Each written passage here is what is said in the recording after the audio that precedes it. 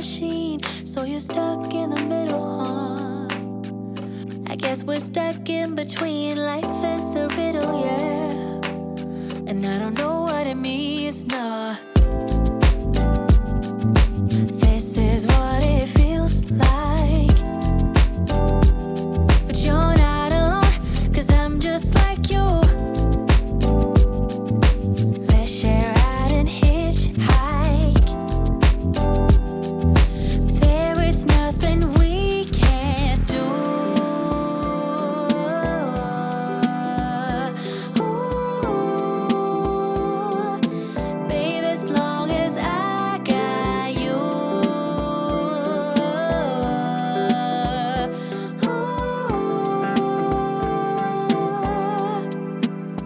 I'm gonna open up my eyes this time. Open my heart and do it with a smile. I'm gonna love, give me your love. You're stuck in the middle, yeah, you're stuck in between. Things can only get better. Hey, what's going on, fam? Welcome back to the channel.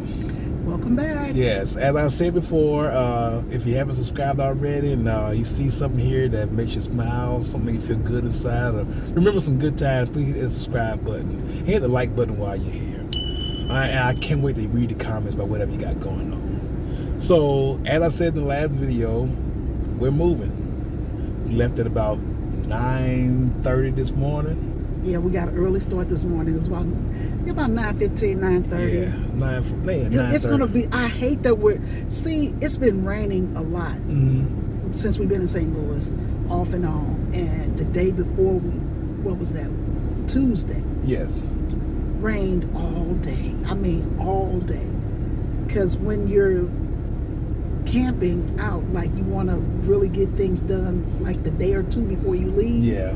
And we didn't get a chance to do that. So Wednesday, which was yesterday, was a busy day because everything we couldn't get done the day before, we had to get it done that day. And we wanted to visit with friends and everything, and it was just a mess. But today was a beautiful day in St. Louis. Beautiful day. It was beautiful. Like, it was going to get up to like 94 degrees today, but the morning started off really nice. Like, everybody was outside walking around talking, because everybody got tired of the rain. And I'm just like, I hate that it seems like it rains when it's almost time for us to leave.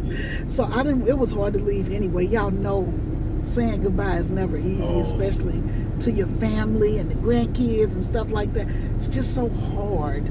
But once we get going, I perk up because I'm like, okay, we're about to camp again. Exactly. Let me move up a little bit, fam. As you saw, we are pulling into the Love's gas station. Now, this is purely a bathroom break because Peggy made us our travel food before we left. Yeah. And so we've learned our lesson when it comes to that. So we're going to go inside here. I am just impressed at this young lady driving this gas truck, because you don't hardly see. I mean, I know there are women drivers, for 18-wheelers and stuff like that, but this lady looks to be 60-ish. Yeah. So she's probably been doing it for a while.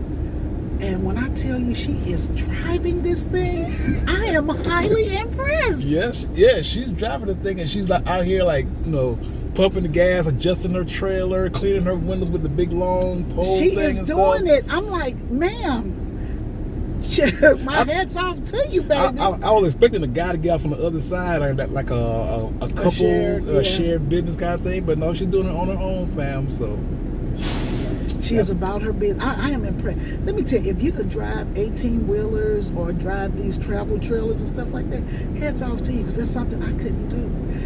There's another female driver. Yeah. What in the world? I'm just impressed. It just amazes me.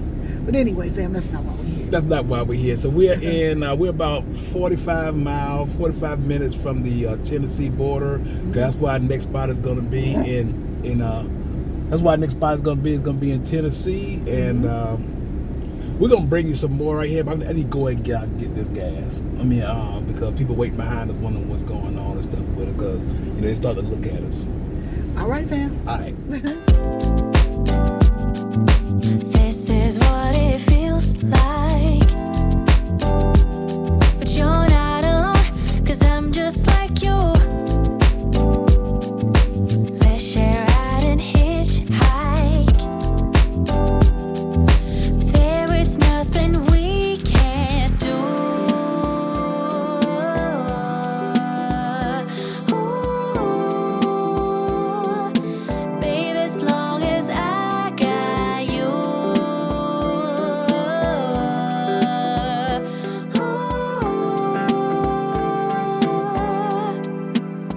I'm gonna open up my eyes this time. Hey, what's going on, fam? So I want to interrupt this video to bring you something that I'm very excited about. Now, there's a couple things that Peggy and I are known for, besides being a sweet, loving couple.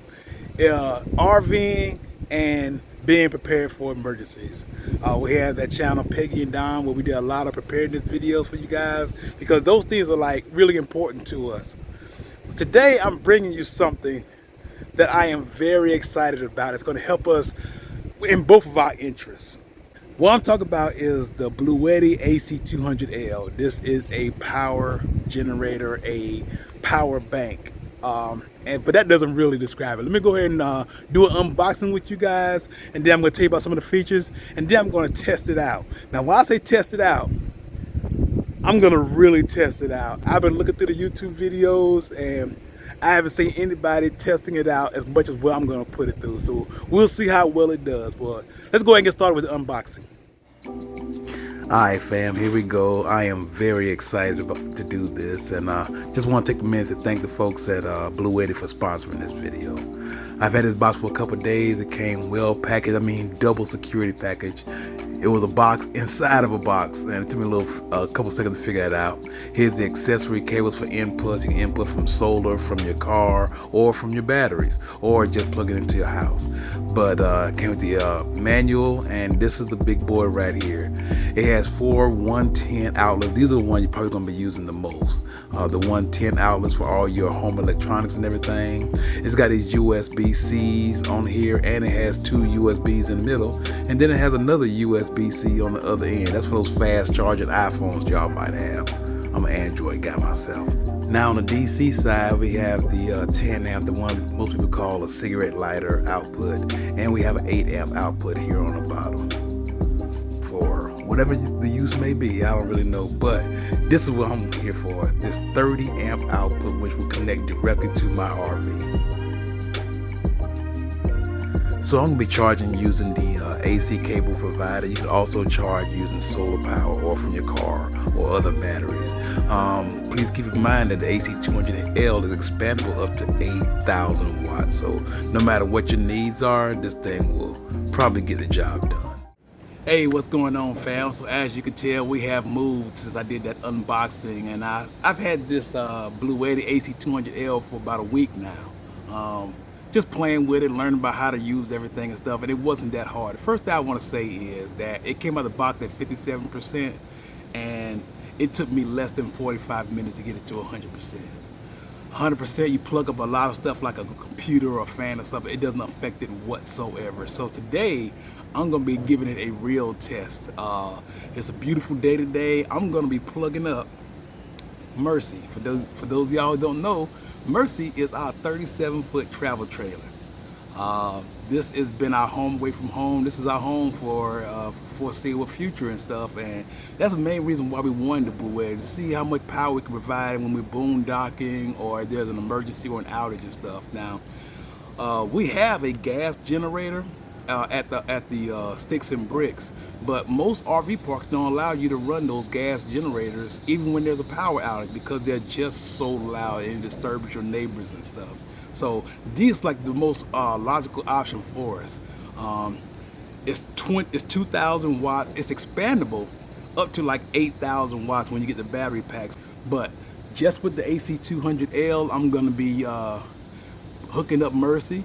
Since we got two ACs, I'm gonna go ahead and turn the ACs onto fan. But I still got the refrigerator going in there, a TV going in there, I got the lights going in there, all that kind of stuff. So we're just gonna see how well it performs. I'm looking forward to it. So let's go ahead and get it set up. So please ignore the muddy tires that we had to do a little off-roading to get here, but keep in mind that our RV is a 50 amp RV, so to plug into the 30 amp we need this little adapter. No big deal. I have one in my RV. I've disconnected the power and now I'm connecting directly to the Bluetti, so we're now officially off their power. Hit the button, hold down for about 3 seconds, the power comes on. You can see we got a 100% charge on it. We're gonna hit the AC button and now we have power to it. So right now, this huge 37-foot travel trailer is running entirely off the Bluetti AC200L.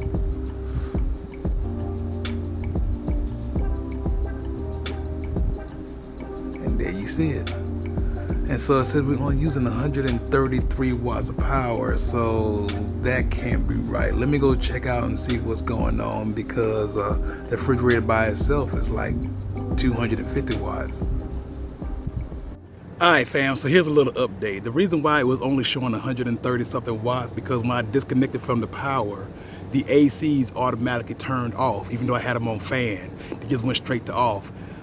It's still only showing 700 watts used, 715 watts per hour used, so I'm gonna have to go turn on some more stuff. I wanna get at least a 50% load, so I'm gonna have to get up to 1,000 watts.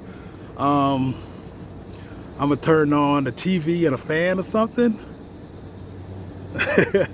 But so far, so I'm already impressed.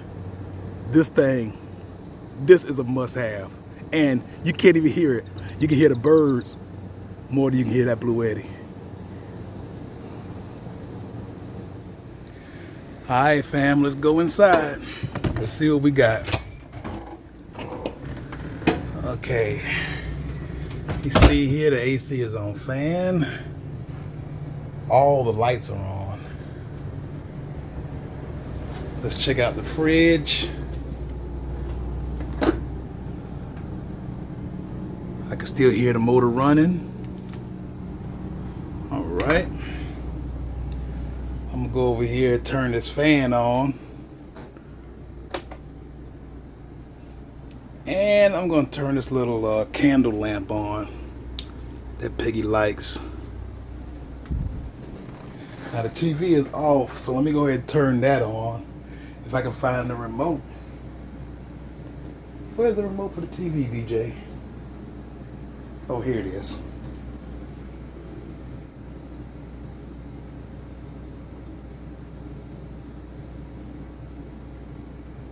DJ, are you comfortable? All right. So that should make a little bit of a difference. Let's go see what we got. All right, fam. So with everything on, it's using between 805 and 810 watts per hour. With 2,000 watts, I guess that should last like 2.5 hours. Now, in an emergency scenario or a off-grid scenario, we're not going to be using that much power. We're going to turn the lights off. We're going to turn the fans off. Have the refrigerator on low power mode and stuff like that. So I guess we can keep it down at that 140 that it was originally at. We should be able to run that for, let's do the math, 17 hours.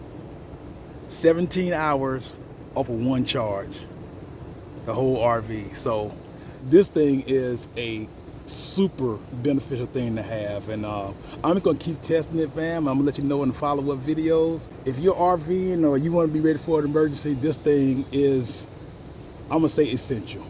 And it's clean power. It's not one of those where it just fully charges and transfers and stuff like that.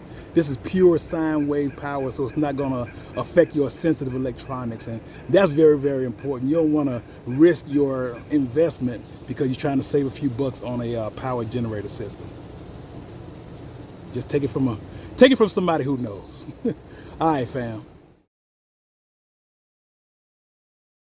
We made it here to our spot here near Memphis, Tennessee. Now, I'm gonna start with the good news. We made it safely. We made it safely. Now, this has been one of the most, I'm gonna say, interesting, most eventful That's what I There want to you say. go. That's a good word. This has for been it. one of the most eventful moving days that I can remember. Yeah. And I'm just going to still stay blessed. I still feel blessed because we made it here safe and everything. But I want to break it down a little bit for you guys what happened on this trip. Okay, so after we left that Love's gas station, it was pretty smooth sailing. But I made mistake number one. When I put in the GPS, that's mistake number one. I put in the GPS for this RV park. I didn't ask which gate I should come in. And so I made a phone call while we was traveling and said, what gate should he come in? They told me. And so I changed the GPS coordinates to the gate that we were supposed to come in. It made us do a left turn immediately right after I put it in. So I'm like, okay, well, hey, I'm glad I put it in when I did. So we made a left turn. It took us through a couple neighborhoods, a couple residential areas, and the next thing you know, we arrived at a bridge that was way too low for our truck and RV. Now, I'm going to show you the picture here because nobody's talking about this online, but it's on Tennessee 59, or they call it South College Street. But here's a picture of the bridge right here. I had to pull this from Google Earth. And as you can see, it says the clearance is 10'9". Our RV is 11'6". 10'9" is 9 inches too low, and our air conditioners are on the top, so big chance was knocking down those air conditioners, and it really was about 10'9". Our truck and RV would not have made it through there. But this brings up our first blessing. So we pulled up, realized what we had done, can't turn around because the street is too narrow. So I get out to try to assess the situation. Lo and behold, one of the residents who lived there comes running out. Said, don't worry, I got you. And I'm just like, what does he know what's going on? He did. He went to the back of the RV, he started telling people to go around, and he was backing people up, and he started giving me directions and stuff. And he came by and told me, he said, yeah, I come out here all the time for people with trucks, buses, and RVs. He sits out at his house checking and looking for people that pull up and make that big egregious error of turning down that road. And we have run across that bridge before and forgot.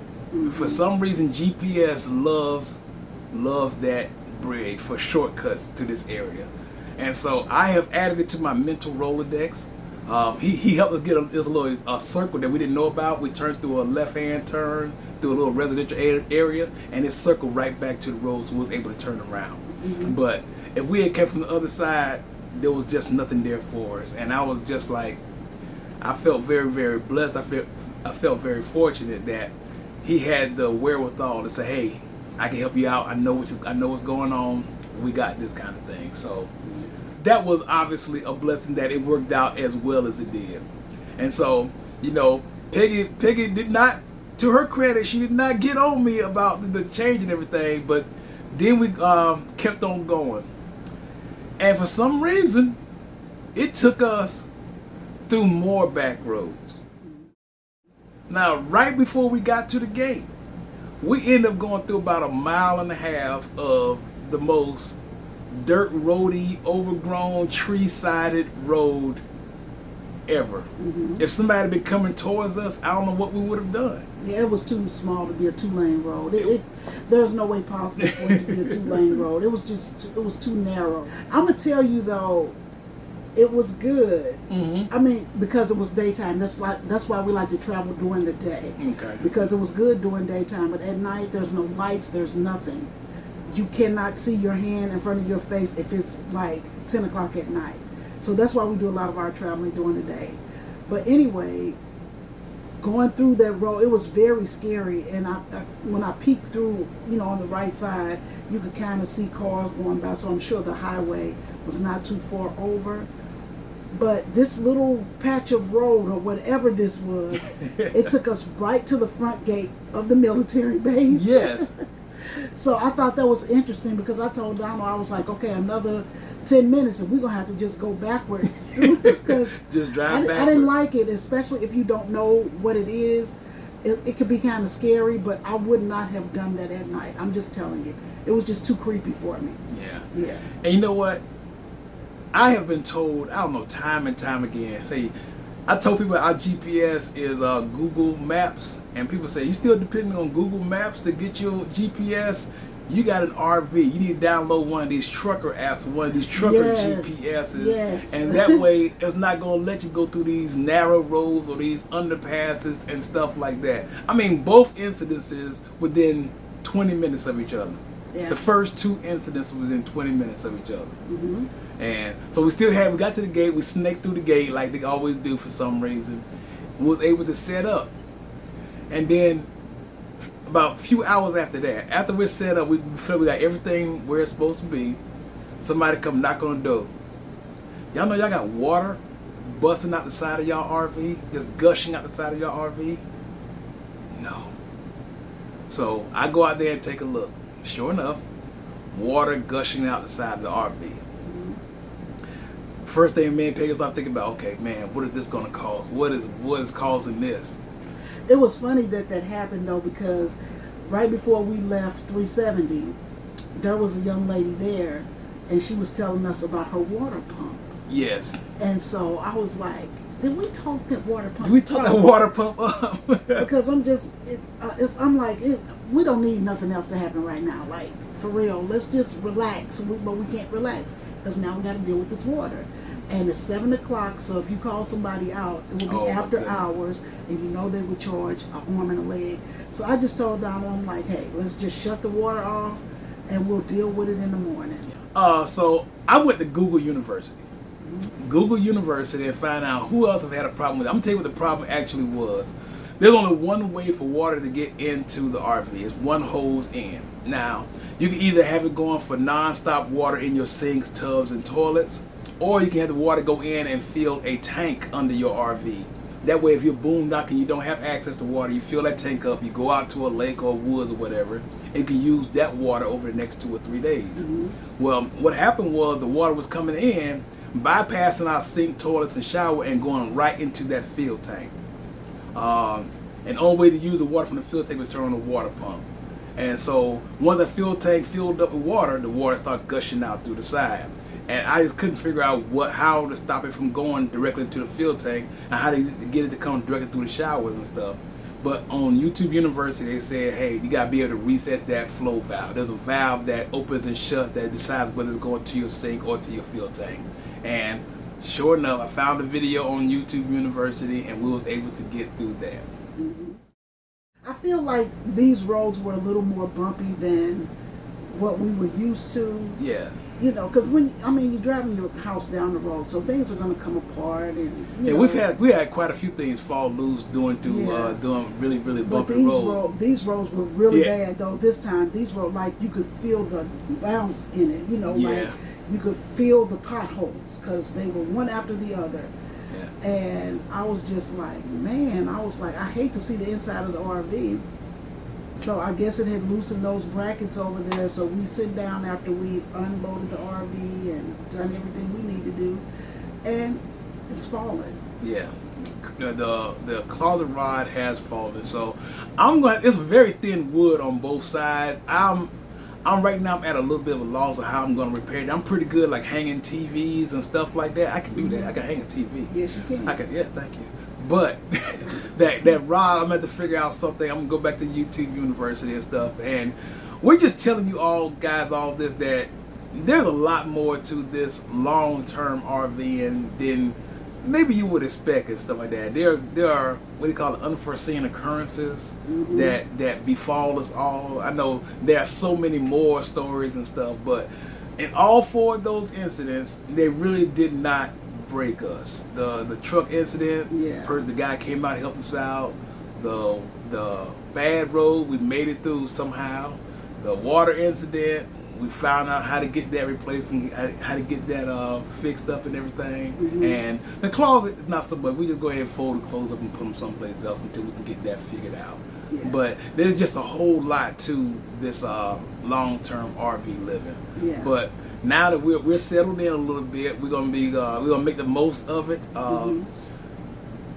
We're not complaining though. Don't take this as complaining. No. We're just telling you what we're dealing with. We want to get back to camping, scouting out the area to see what's out here. Just, you know, more RV content, RV related content like we used to do. You know, have a little fun, Exactly. barbecue out, do all that stuff. But we can't get to it because we putting out fires here and there. And plus, the place that we're at right now, it is just not. It is just not. Okay, it's just not. Yeah, you know, we like to get out there and show you guys us living on the outside, you know, grilling some burgers up on the grill and everything like that. And it's just so many bugs and wildlife and grass and heat and everything like that. Yeah.